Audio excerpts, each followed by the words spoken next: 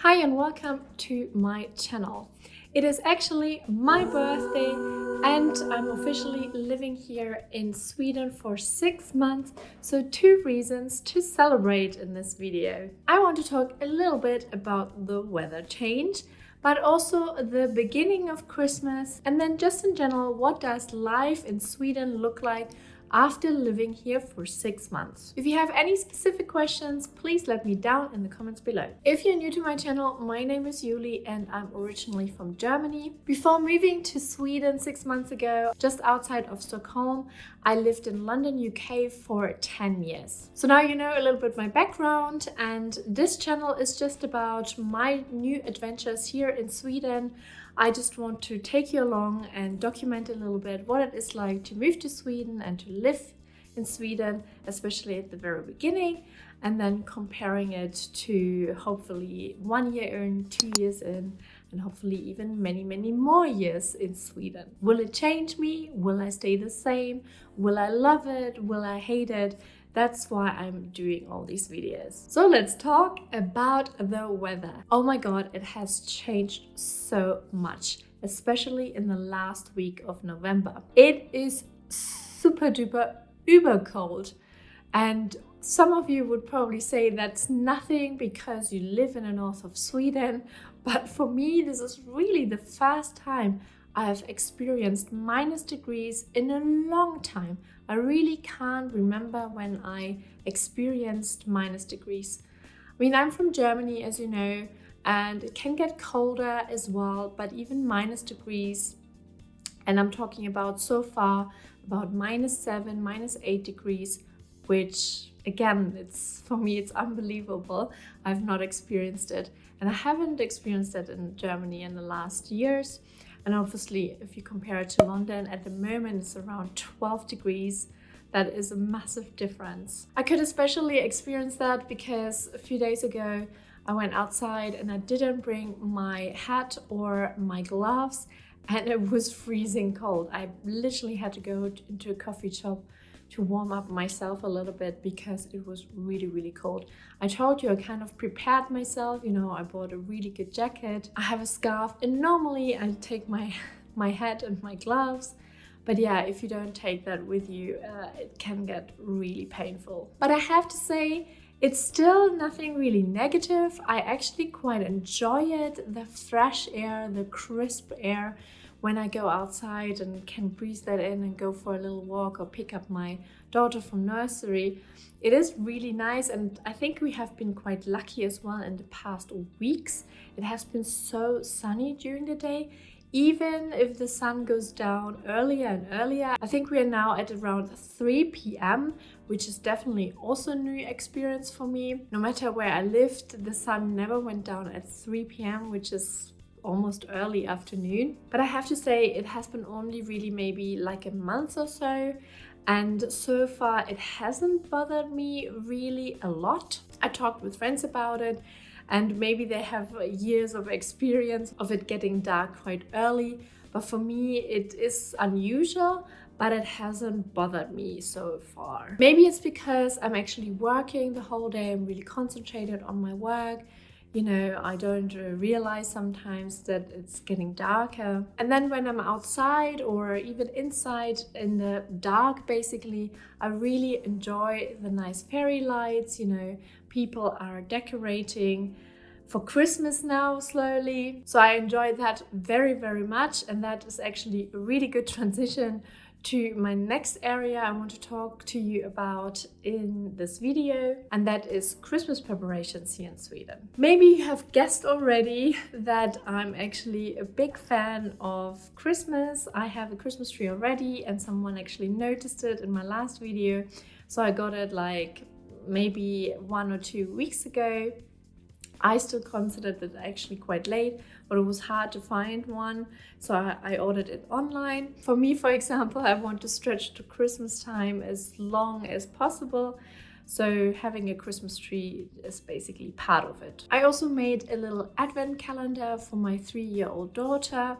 I can put up here a little picture if you want to see it. I'm not very good at DIY And these were made out of toilet rolls. But you know, I love a little DIY project, and my daughter actually helped me painting the toilet rolls, so it was a little craft project at the same time. I don't know if an advent calendar is actually a thing here in Sweden. It definitely is a big thing in Germany, and I grew up with it, and that's why I also want to give my daughter an advent calendar. I know that in the UK you also have advent calendars, but do let me know if there are any insights here in Sweden about advent calendars. So apart from the Christmas tree, I didn't put up much decoration, and the reason is really that we moved here without any decoration, so I have to buy everything from scratch, you know, and I feel like I don't want to spend all my money just on decorations.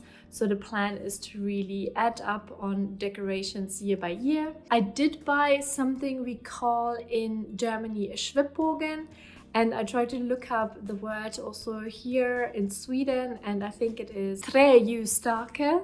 Obviously I had to kind of cut this in and practice it a few times. So I also show you a little picture here. It is very common here in Sweden.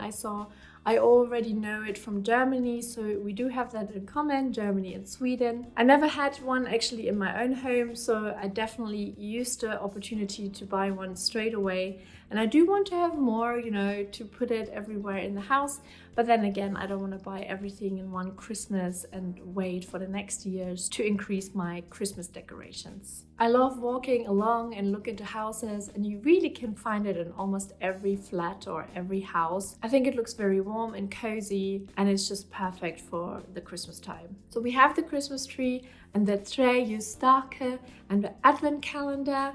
And then something else which is quite traditional, an Adventskranz. That's also the German word, but I believe it's kind of the same in Swedish. I can also put up a little image here so you know what I'm talking about. And again, I know that very well from Germany. It's not really a thing in the UK, and that's also why I think I neglected it a little bit over the years. I used to live in London, and I really want to pick up on it because I think it's beautiful. Again, everything which has to do with candles and warm lights. It's just amazing.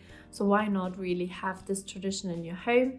Kind of missed buying one. So obviously last Sunday was the first Advent and we could light up the first candle. So I haven't done that yet, so maybe I postpone it to next year. But yeah, I really want to have that tradition in this household again as well. And something which is actually, I know, not Swedish, nor is it English, it's very German. And I really loved it, and it's called Nikolaus, so Saint Nicholas, which is kind of very religious, but it's actually all over Germany, so even non-religious people are celebrating it.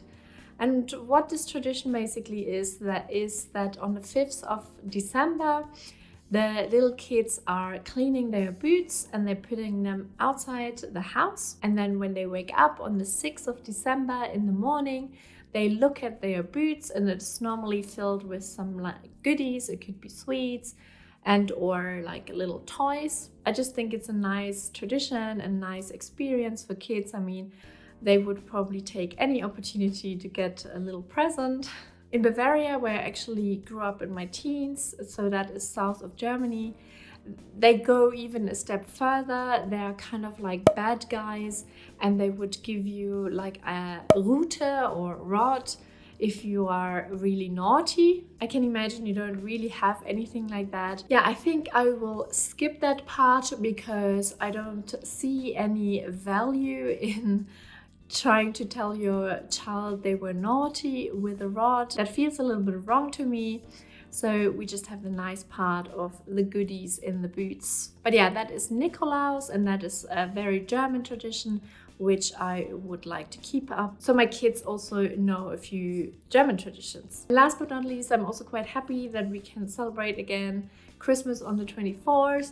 As you probably know, in the UK, you celebrate on the 25th. I mean, luckily, I always spent Christmas in Germany, so we could keep up celebrating on the 24th. There's actually a German poem which kind of tells you that on the 25th, Christmas is over, and that really stuck with me. So it just feels still quite wrong to celebrate on the 25th, even if you celebrate with your relatives or, friends and you meet up. So it's not quite over Christmas, but the actual Christmas, the Christmas Eve, is just on the 24th. And I think my partner got used to it because we are spending Christmas in Germany most of the time. He always gets one present on the 25th in the morning, just so he can also celebrate his own Christmas. So yeah, apart from all the Christmas preparations in my household, also Stockholm looks really pretty with the Christmas lights. And I also try to go to Christmas markets as often as possible and like explore basically the Christmas markets. I haven't really been ever to Stockholm or to Sweden at Christmas, so this is definitely new and very exciting for me. And again, I know that there are so many beautiful places in Sweden overall, and I really hope that this year it will be mainly Stockholm, but then in the next years I want to explore Sweden a little bit more, and then hopefully also other Christmas markets. But yeah, there are also a few Swedish traditions I have heard of, but also have no experience with them. And one is St. Lucia, which I'm really excited about. I know that also my daughter is celebrating St. Lucia at nursery, so that will be also new to her. Although for her, many things are new to her because she's so little.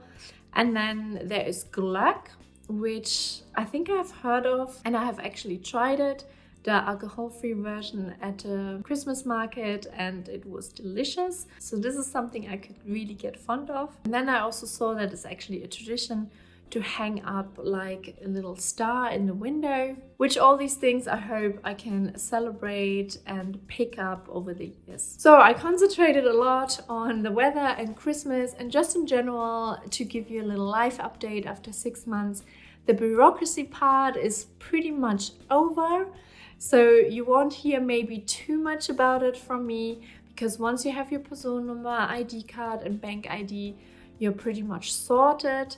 However, there are a few bits and bobs we are still sorting out, for example, maternity leave.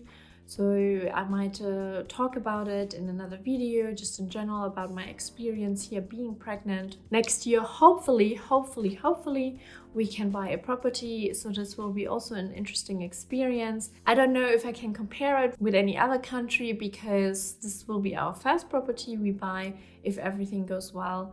But at least I can take you along and tell you a little bit about it, what needs to be done and that kind of stuff. And I think what's a little bit unapparent is COVID. I barely talk about it because, what do you really want to talk about? But it's kind of still there, All the 6 months I lived here, it was in the middle of pandemic still. That means it's still there, even if restrictions are not that, crazy maybe like in other countries. But there are restrictions, again, even here in Sweden, where, access is limited when you want to visit like an event or a venue with over 100 people. And you actually have to show that you're vaccinated. I don't know, I haven't looked up what it means if you're not vaccinated, if you can actually get in, if you have to show a test or something. Because we are vaccinated, so hopefully that won't impact us too much. But it's still there, it's an underlying topic. It's still a little bit of a concern, especially with the variants at the moment going around again in different parts of the world. But we're obviously trying to make the best out of it and enjoy living in Sweden and hopefully also traveling a little bit, like traveling home. We will see how that goes. But yeah, I just wanted to mention it because I'm sure people are interested to see what Sweden looks like during COVID, or how I personally feel about it, or what kind of restrictions are there, even if hopefully in a year's time, people who want to move here don't have to experience that anymore. So I think that's enough for this video. Thanks so much for watching till the end, and I hope I will see you in my next video. Until then, have a great day and stay safe. Hej då!